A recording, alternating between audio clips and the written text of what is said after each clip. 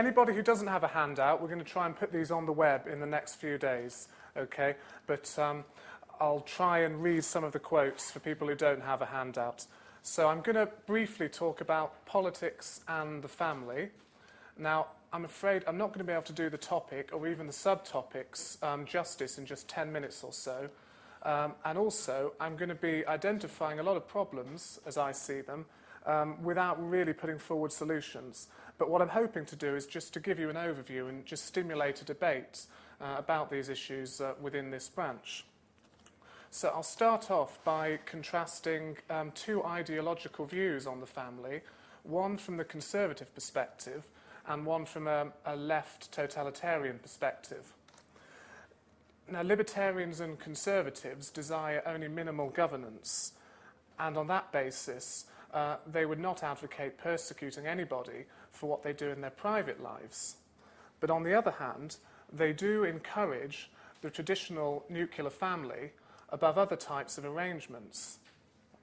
Now, there are many politically correct arguments against this, but in my view, there is a distinction between rights, liberties, and a privilege. And I would argue that having a particular relationship recognised by the state is not a basic right, and it's certainly not a liberty, it's a privilege.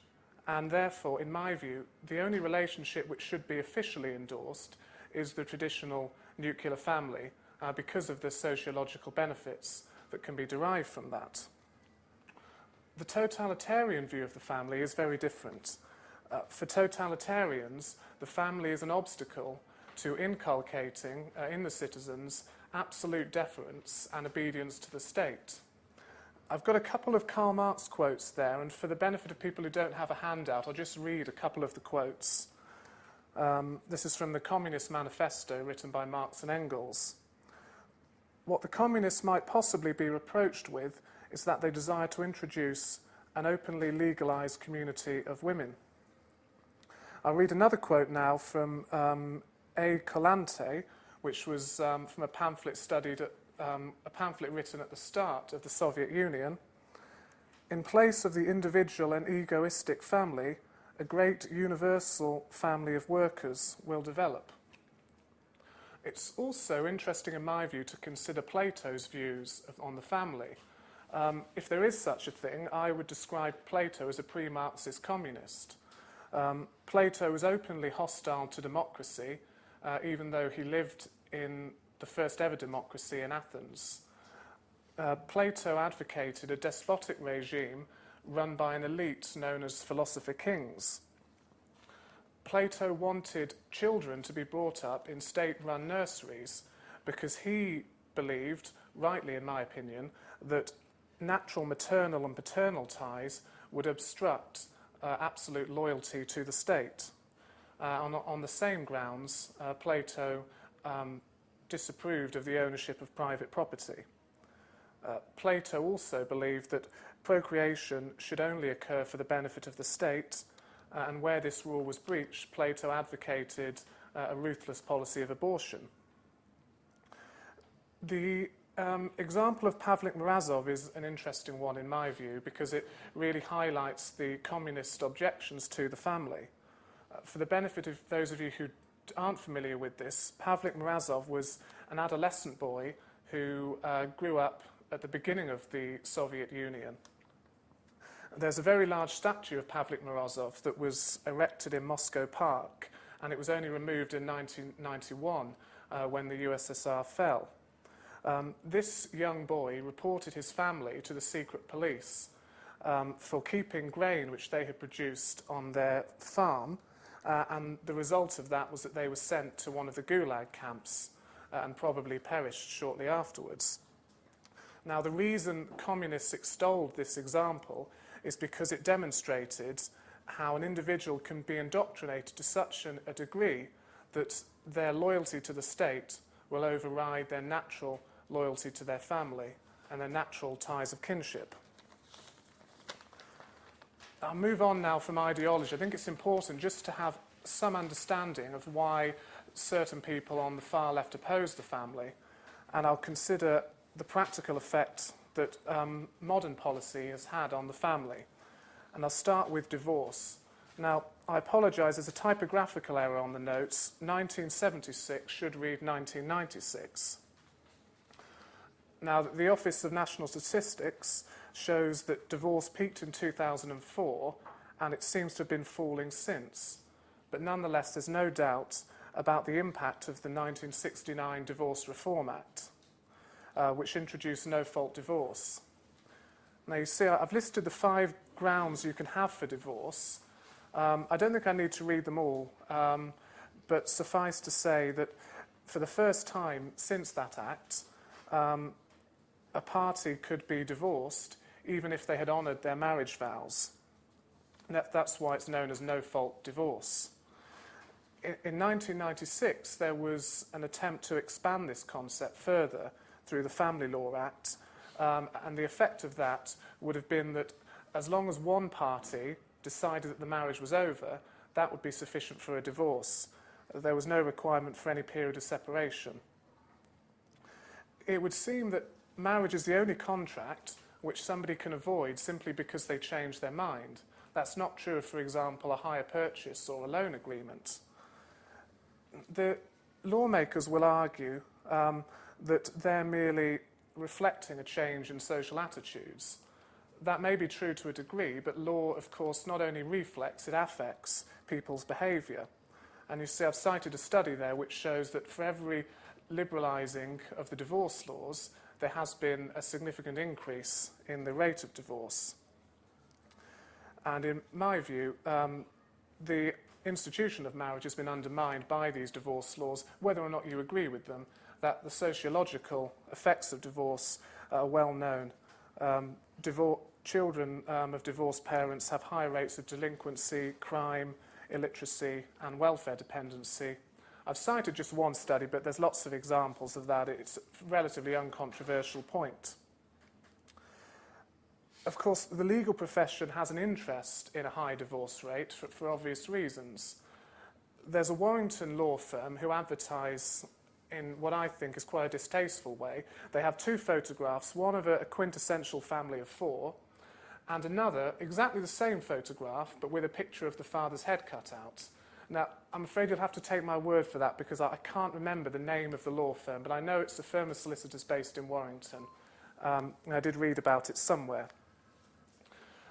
On this subject, there has been an attempt by the judiciary and politicians to normalise adultery. This started with what I think was a tragic case, Allen v. Allen in 1948. And for those of you who are not familiar with this, a man who fought in the Second World War, was interned by the Japanese in a prisoner of war camp, came home to find not only that his wife had committed adultery, but she was cohabiting with another man who was raising his child. Now, unsurprisingly, he divorced his wife on the grounds of adultery. At the first instance, the judge said, given that both parents can provide accommodation, neither is obviously abusive or unfit, because of the moral character of the mother, the child should go to the father.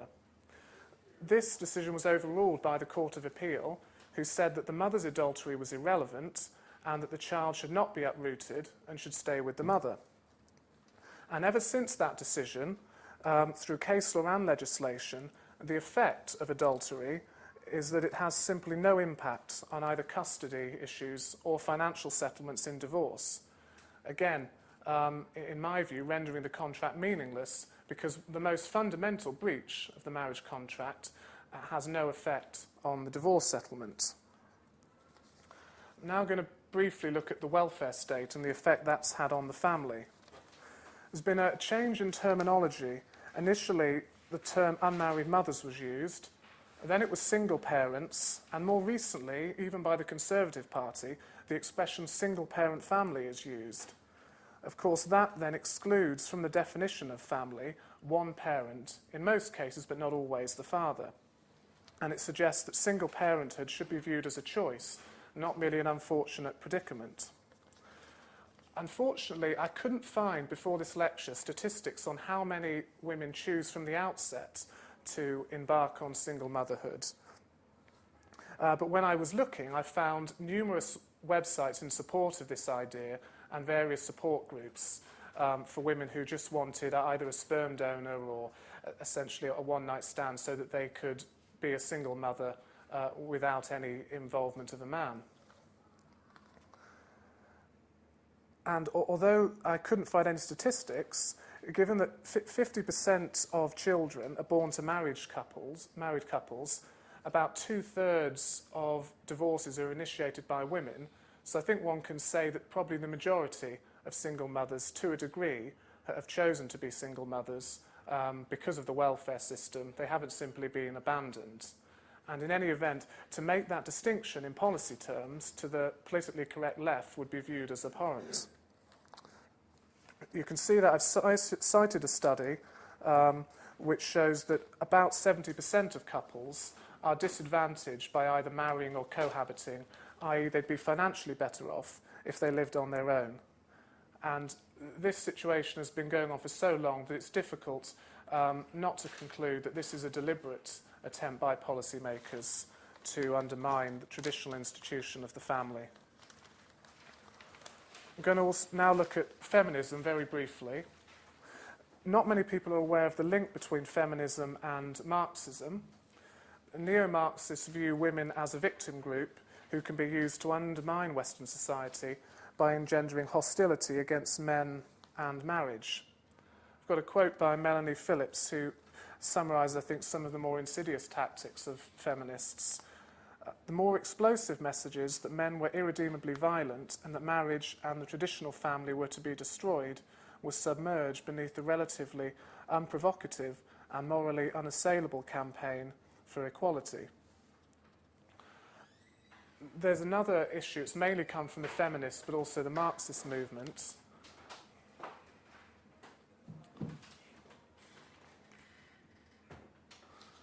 Yeah. Another issue whereby hedonism has been promoted, not for its own sake, but in order to undermine the institutions of the family and the marriage. And you see, I've got a phrase used by Herbert Marcuse, relatively well-known neo-Marxist, polymorphous perversity. But to give a more recent example, has anybody heard of these slut marches that are going on now? Now, ostensibly, these were started by some rather ill-judged remarks by a Canadian policeman about rape victims, but they seem to be going on now to try and justify and normalise a kind of promiscuous lifestyle by turning the word slut on its head so that it's no longer a pejorative term, it's now an exorbitive term. Another way that feminists, I think, have tried to undermine the family and discourage women from entering into marriage or even long-term relationships is to falsify the statistics on domestic violence. Has anybody seen in Liverpool Central, I remember seeing it, a very large, quite provocative poster of a woman sort of cowering with a black eye saying 1 in 4 women suffer from domestic violence? That statistic is actually based on a falsehood. It includes very subjective, intangible phenomena such as feeling humiliated or controlled. It doesn't actually include criminality or assault. But nonetheless, this statistic is posited